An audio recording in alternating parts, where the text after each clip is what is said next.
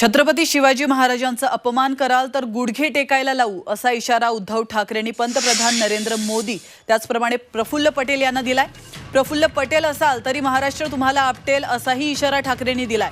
प्रफुल्ल पटेल यांनी पंतप्रधान नरेंद्र मोदींना छत्रपती शिवाजी महाराजांचा जिरे टोप घातला होता, यावरून ठाकरेंनी हा इशारा दिलाय।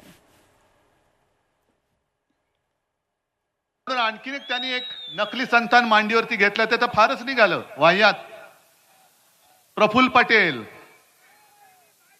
आज मोदीजी आले होते, माझ्या समोर सगळे बसलेत, गांधी टोपी घातलेले शेतकरी दादा आहेत बहुतेक, हो ना रे।